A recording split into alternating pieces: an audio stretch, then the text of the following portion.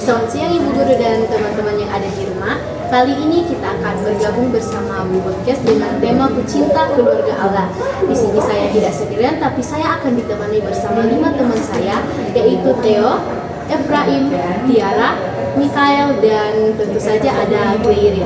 Nah, dalam podcast kali ini kita akan memiliki beberapa topik atau subbab yang akan kita bahas bersama-sama. Jadi tetap tonton video ini sampai akhir.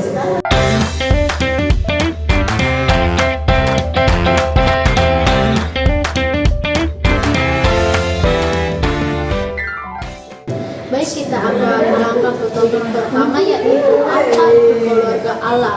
Nah, mungkin di sini saudara Theo punya pendapat nih mengenai apa itu keluarga Allah.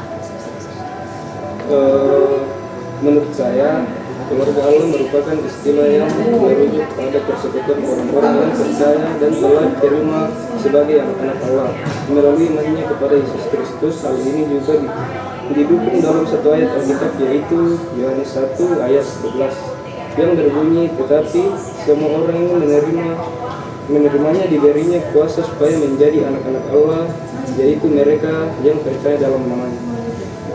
Oke, jadi menurut saudara Theo, keluarga Allah itu adalah istilah yang diberikan kepada persekutuan atau orang-orang yang telah mempercayai dan menerima Yesus Kristus sebagai juru selamat mereka.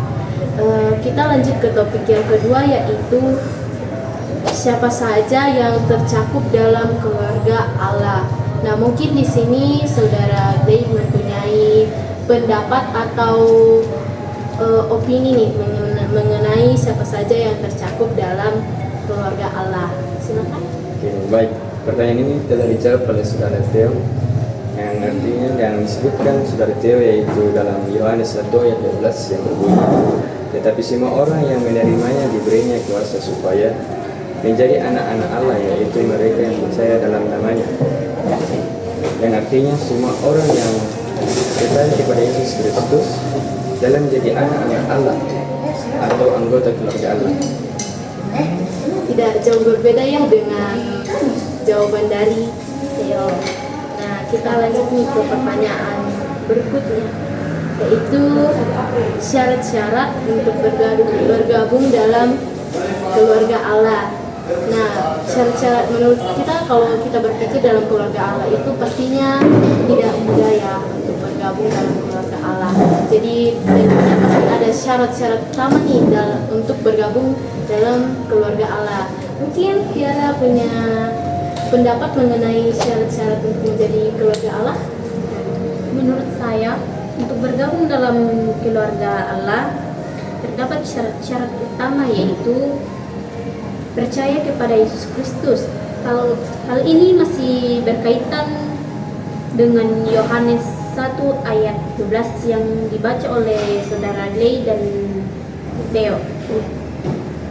Melalui baptisan sangat penting karena merupakan simbol atau materi untuk menjadi salah satu anggota keluarga. Ya, jadi kalau secara kita punya dua unsur ya di sini. Yang pertama secara batin dengan materai ini. Nah, secara batin itu kita harusnya untuk menjadi keluarga Allah itu kita mempercayai kepada Tuhan atau Allah, yaitu Yesus Kristus nih sebagai Allah anak. Nah, selain itu dalam materai atau simbolis itu ada baptisannya. Baptisan ini memang sangat penting untuk dilaksanakan karena merupakan salah satu sakramen sakral dalam menjadi anggota keluarga Allah. Kemudian kita lanjut ke pertanyaan berikutnya, yaitu pasti kita berpikir nih, dalam satu keluarga itu, keluarga di rumah aja pasti kita punya kepala keluarga nih, yaitu ayah kita masing-masing kan. Jadi keluarga Allah ini kan dikatakan persekutuan orang-orang ya. Jadi di dalamnya itu bukan cuman keluarga yang secara biologis nih antara ayah, ibu dan anak-anak. Nah, pastinya begitu banyak anggota keluarga dari keluarga Allah ini. Nah, yang menjadi pertanyaan nih buat kita masing-masing, siapakah kepala keluarga di dalam keluarga Allah ini? Mungkin saudara Efraim punya pendapat mengenai itu? Menurut saya, kepala keluarga Allah adalah Allah sendiri. Dalam iman kita mempercayai bahwa Allah memiliki 3 pribadi yang lebih dikenal sebagai Allah Tritunggal, yaitu Allah Bapa sebagai Bapa surgawi, pribadi yang kedua yaitu Allah sebagai Putra yang kita kenal sebagai Yesus Kristus, di mana ia adalah kepala keluarga, kepala gereja. Dan yang terakhir yaitu pribadi Allah Roh Kudus sebagai penuntun serta pemegang. Berarti di dalam keluarga Allah ini ada satu kepala keluarga, tapi dia memiliki 3 pribadi nih yang berbeda-beda, yang pastinya peran mereka itu pun berbeda ya. Iya. Yaitu Allah Bapa, Allah Anak, dan Allah Roh Kudus. Nah, seperti penjelasannya tadi yang saya tangkap itu, Allah Bapa itu adalah Bapa surga ya, yang ada sebagai pencipta alam semesta ini. Kemudian ada Allah Anak atau Putra yang kita kenal sebagai Yesus Kristus yang telah menebus dosa kita, yang dimana di dalamnya itu dia juga merupakan kepala gereja. Dan yang terakhir yaitu Allah Roh Kudus yang merupakan pribadi Allah yang tinggal bersama kita untuk menuntun kita ke hal yang lebih baik. Begitu ya. Oke. Lanjut ke pertanyaan ke-6, yaitu apa sih yang kita peroleh ketika bergabung dalam kerajaan Allah. Nah, dalam keluarga biasa aja kita kan memperoleh banyak hal ya dari ayah dan ibu kita. Nah, kalau dalam keluarga Allah ini kita memperoleh apa sih? Mungkin saudara Mika punya pendapat mengenai itu? Menurut saya, ketika kita bergabung dalam keluarga Allah itu, Allah kita akan memperoleh yang pertama keselamatan dan pengampunan dosa yang dituliskan dalam Kolose 1 ayat yang ke-13 sampai ayat yang ke-14 yang berbunyi, Ia telah melepaskan kita dari kuasa kegelapan dan memindahkan kita ke dalam kerajaan anaknya yang kekasih. Di dalam Dia kita memiliki penebusan kita, yaitu pengampunan dosa. Yang kedua, kehidupan baru yang dituliskan dalam 2 Korintus pasal 5 ayatnya yang ke-17.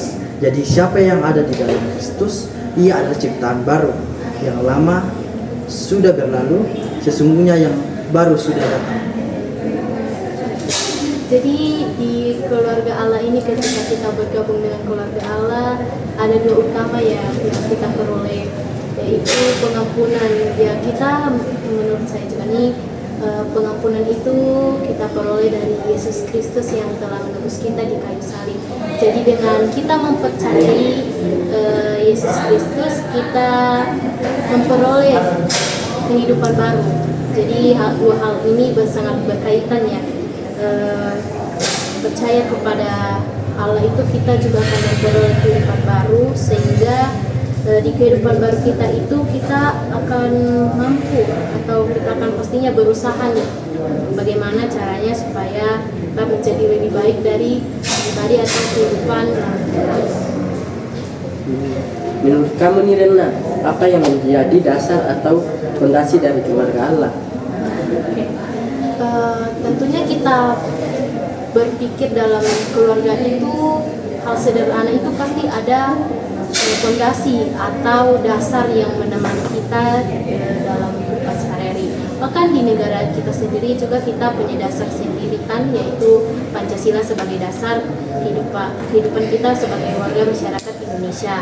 Nah, dalam keluarga Allah pun ini ada satu dasar yang sangat-sangat penting menurut saya yang harus kita wujudkan sebagai anggota keluarga Allah, yaitu kasih. Nah, kasih ini sungguh banyak dikatakan dalam Alkitab bahwa perintah utama ya dari hukum-hukum Taurat itu adalah mengasihi Allah atau Tuhan serta mengasihi sesama kita manusia. Jadi untuk mewujudkan keluarga Allah yang sejahtera, damai, kita itu harus mendasarinya semua pada kasih. Karena dari kasih akan timbul semua kebaikan atau yang lebih kita kenal yaitu buah-buah. Mungkin begitu. Dan yang terakhir nih, mungkin kita punya pertanyaan bagi pribadi masing-masing kita. Apa definisi mencintai keluarga Allah menurut kita pribadi masing-masing nih? Mungkin akan kita jawab dalam sebuah notes atau catatan yang akan kita tampilkan.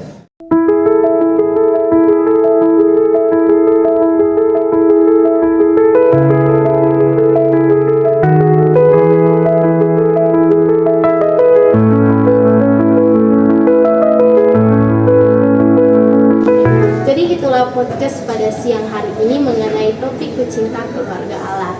Jadi untuk mewujudkan keluarga yang damai sejahtera, kita harus mendasari semua pada kasih. Jadi untuk teman-teman yang telah hadir pada podcast hari ini, saya ucapkan terima kasih karena telah berbagi pendapat serta opini pada podcast hari ini. Jadi see you next time guys di podcast berikutnya. Bye bye.